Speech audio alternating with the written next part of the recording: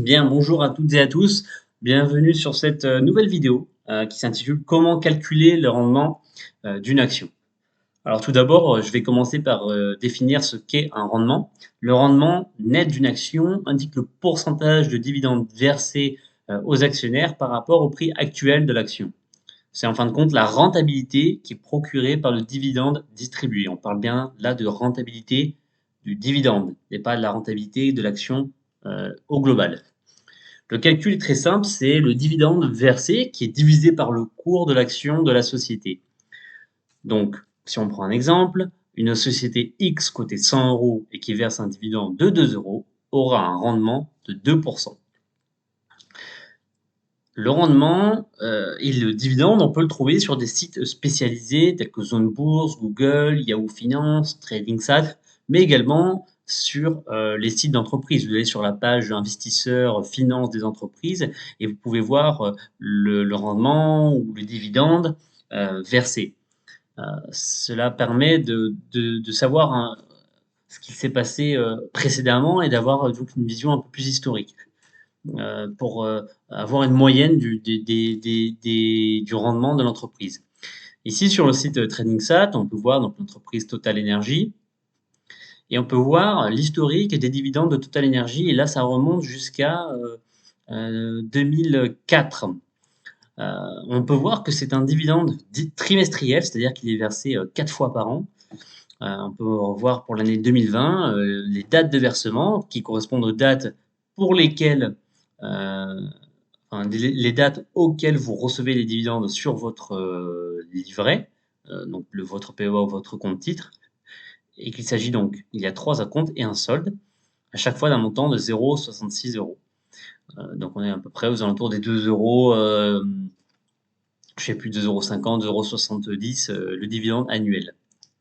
Il y a des dividendes qui sont versés 2 fois par an, 1 fois par an, 4 fois par an. Et souvent aux États-Unis, on a aussi des actions qui versent des dividendes, enfin des entreprises qui versent des dividendes mensuels. Sur le site Zone Bourse, on peut voir également ici le rendement de l'entreprise. Donc ça, c'est ici, qui est de 5,34% en 2019. Et on a le rendement sur les autres années 2020, 2021. Les rendements que vous voyez là sont des rendements prévisionnels. Hein. C'est des données qui sont estimées, donc ce n'est pas à prendre pour argent comptant. Euh, Là, on peut voir qu'en 2020, le rendement a augmenté. Pourquoi? Parce que le cours de l'action totale a fortement diminué durant la pandémie, ce qui a donc eu pour conséquence d'augmenter le rendement de l'action totale. Alors, le, le dividende, c'est une somme qui est décidée par les actionnaires lors des assemblées générales. Ce n'est pas quelque chose d'automatique et de garanti d'année en année. Euh, on peut voir pendant le Covid, il y a un certain nombre d'entreprises, notamment du CAC 40, qui ont décidé de réduire leurs dividendes ou même de ne pas en verser du tout. Ce qui fait que si vous avez une stratégie où vous reposez sur, comment dire, sur les dividendes pour votre indépendance financière, prenez en compte qu'il est possible qu'à un moment donné, vous ayez un peu des trous dans le portefeuille parce qu'il y a des sociétés, pour X raisons, qui décideraient de ne plus verser de dividendes. C'est prélevé, les dividendes sont prélevés sur les bénéfices de l'année précédente. Mais on peut très bien décider, enfin une assemblée générale peut très bien décider de le versement de dividendes, même si on n'a pas fait de bénéfice, même si l'entreprise n'a pas fait de bénéfice, même si l'entreprise a fait des pertes. Elle peut prélever, elle peut aller, comment dire, prélever sur sa trésorerie, elle peut, tant qu'il y a des réserves, l'entreprise peut le faire et peut décider de le faire. Tout dépend de la raison pour laquelle elle ne verse pas de, elle n'a pas fait de bénéfices ou voilà, ou pour lesquelles elle décide de quand même verser des dividendes. Euh, il y a un taux de distribution qui correspond au pourcentage des bénéfices qu'on souhaite distribuer en dividendes aux actionnaires. Alors, la moyenne du CAC 40 est à peu près aux alentours des 40-50%. Donc, une entreprise qui en distribue plus, il faut essayer de savoir pourquoi. Est-ce que c'est un cadre légal? Enfin, est-ce qu'il y a une raison fiscale qui peut inciter les entreprises à en distribuer plus. Parce que le problème, c'est un danger si on distribue trop de ses bénéfices en dividendes, puisque du coup, l'entreprise ne peut pas réutiliser ses bénéfices pour investir dans son entreprise, la faire croître, améliorer, faire de la recherche et développement, et un certain nombre d'autres choses. Donc, voilà, comme j'ai dit, le dividende ne constitue qu'une partie de la rentabilité d'une action. L'autre partie, c'est tout simplement la plus-value ou moins-value. Et là, on parlera de rentabilité globale. Le dividende est un prélèvement sur les ressources de l'entreprise. Quand on parle de rendement, en fin de compte, on parle de rendement brut. Pourquoi? Parce que c'est le rendement, c'est le dividende qui est donné qui est versé, et enfin ensuite, en fonction de comment dire, sur quel type de livret, enfin de portefeuille vous décidez d'investir, et bien à partir de ce moment-là, il y aura une fiscalité qui sera plus ou moins différente. Donc la presse, les courtiers, tous les organismes, même les entreprises, hein, sur leur site, la partie finance, investisseurs, va parler là on va parler là d'un rendement brut. La fiscalité est différente en fonction de si vous avez un PEA ou un compte titre. Donc ça, je vais revenir dans les diapositives suivantes. En tout cas, le rendement brut correspond au dividende qui vous est versé par la société avant toute ponction fiscale. Ici, je vous ai mis les 10 valeurs principales, enfin, comment dire, les plus hauts rendements dans le CAC 40, les 10 valeurs ayant les plus hauts rendements du CAC 40. Donc, on peut voir par exemple, à titre indicatif, hein, Engie qui a un dividende versé par action en 2021 de 0,86 €, a un rendement de 6%. BNP Paribas qui verse un dividende de 3,67 €, donc quand même bien supérieur, a un rendement presque identique. Et bien cela, c'est dû au cours de l'action qui est tout simplement différent. Puisque je vous ai dit que le rendement, c'est le dividende divisé par le cours de l'action. Si vous avez un cours d'action qui est élevé, vous aurez un dividende qui est donc plus faible. Voilà, c'est un rapport. Le rendement évolue donc à l'inverse du cours de l'action. Ça, c'est-à-dire qu'au moment où le dividende est distribué, le cours de l'action enregistre cette diminution des ressources, parce que c'est ça, c'est une diminution des ressources par une baisse des cours. Donc, à très court terme, ça n'a pas d'impact sur l'action. Ça n'a pas d'impact pour vous, puisque certes, vous recevez un dividende, mais le cours d'action baisse. En revanche, sur le long terme, après le cours d'action, normalement, suivant l'entreprise que vous avez, sur laquelle vous avez investi, bah, lui progresse. Enfin, bon, ça va dépendre. Et dans ce cas-là, vous allez vous y retrouver. Comment dire, le dividende, le rendement peut être une preuve de stabilité. Total Energy, par exemple, n'a jamais baissé son dividende en 50 ans. C'est une preuve de stabilité, une entreprise qui fait face aux crises. Donc ça va avoir un effet plutôt positif sur l'action. Mais un juste milieu est à trouver, puisque si vous versez trop de dividendes, ça veut dire que vous ne gardez pas assez de bénéfices pour réinvestir dans votre société, dans sa croissance, son développement, par exemple, si c'est une société technologique, eh bien dans sa R&D. Donc, il y a certaines entreprises, je crois que c'est dans les entreprises immobilières qui versent énormément de dividendes, mais parce qu'il y a un cadre fiscal qui est plus avantageux pour elles. Donc là, je parle de rendement brut versé et net. Hein, on ne verse pas un rendement, on verse un dividende. Mais vous allez comprendre pourquoi.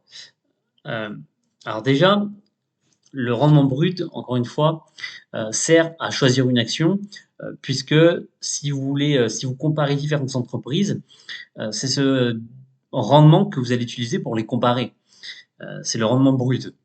Ensuite, si vous investissez sur des entreprises étrangères, il peut avoir un taux de change, et là, le rendement brut, lui, est indépendant de ce taux de change. Il est aussi indépendant de la fiscalité. Donc, pour choisir une entreprise, attention de ne pas se focaliser uniquement sur le rendement, car ce n'est pas un critère suffisant pour une décision d'achat.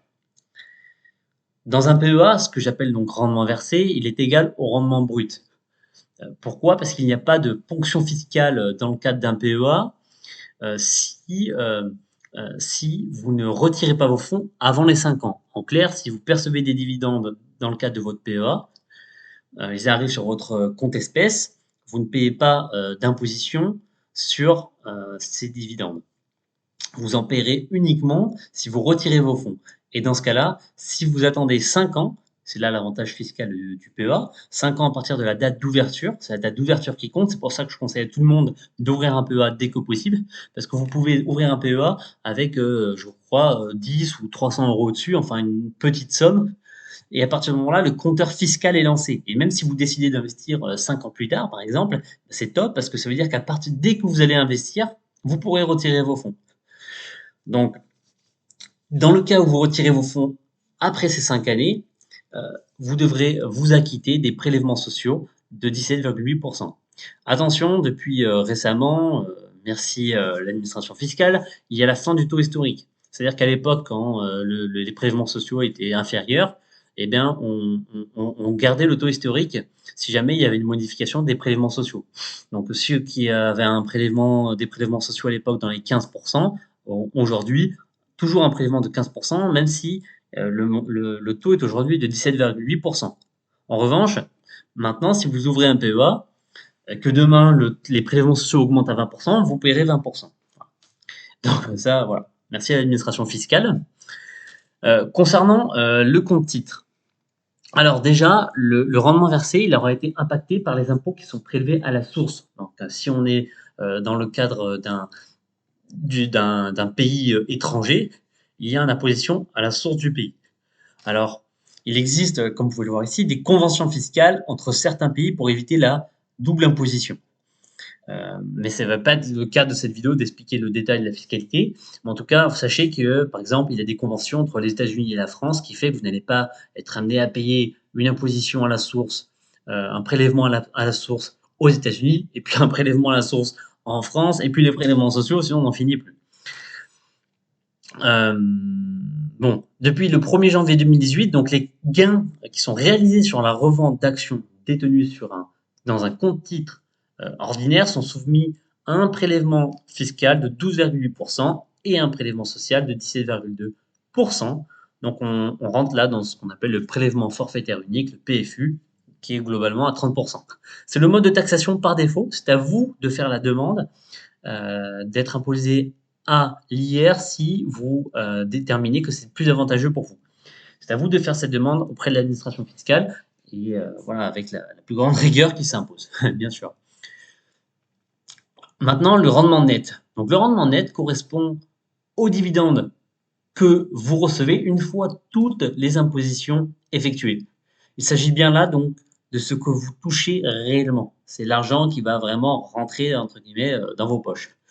Dans le cadre du PEA, donc si vous retirez vos liquidités après 5 ans, le rendement net est égal au rendement brut diminué des prélèvements sociaux. L'évolution du rendement. Alors attention, le rendement du dividende d'une action va évoluer dans le temps. D'accord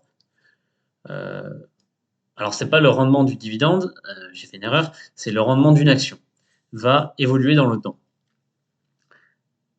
Ce n'est pas un rendement actuel n'est pas, encore une fois, je le répète, ne permet pas de définir les performances d'une entreprise.